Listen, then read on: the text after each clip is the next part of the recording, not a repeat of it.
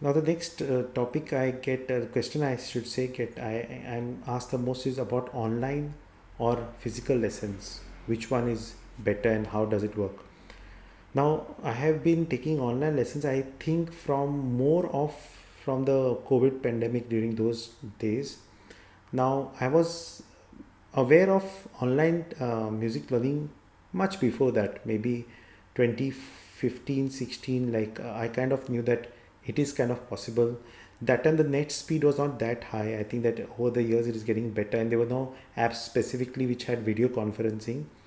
But as of now, after so many years, I've found that the results have been quite good.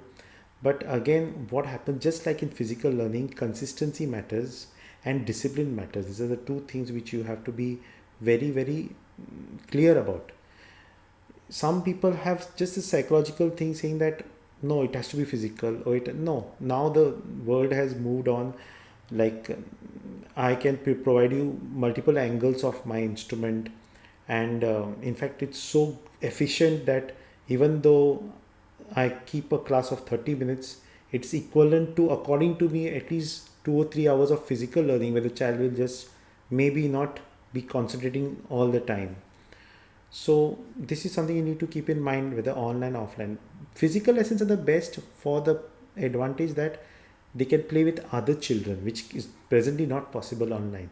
You cannot have a child playing online with another child, which is the most priceless thing you can ever imagine, that a child can get, that he's playing along with another person.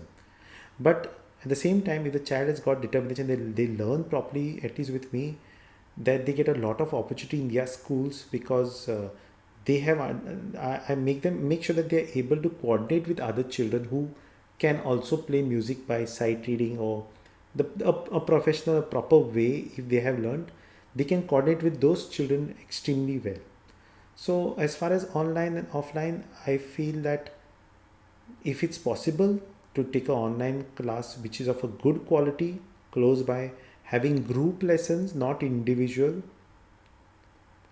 then go for physical lessons.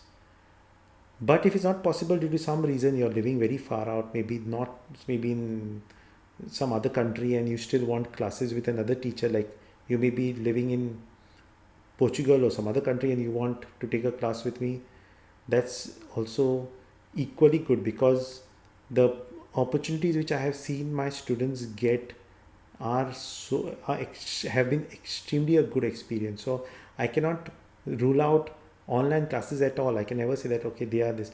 Okay, if the child is not disciplined, like if a class is scheduled for online so and so time, the child doesn't come on time, the parents are not coordinating properly. That's one more thing, is that there we need to have one parent supervising the child, because I am physically not present over there.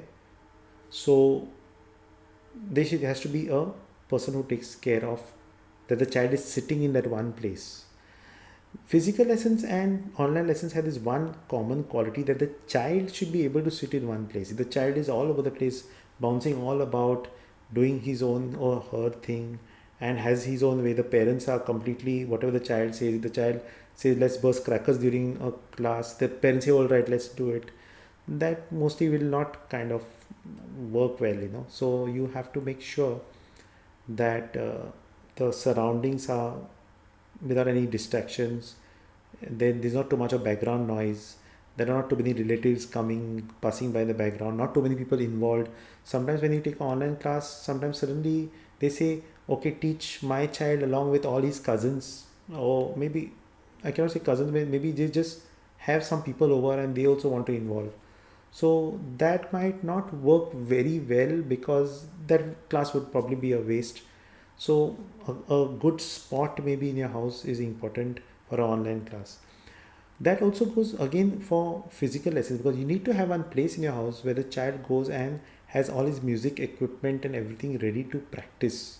Because the moment a child goes home, generally this is what happens, that they just come with the instrument packed, they do whatever in class, go home, dump their instrument, next class they come back with it.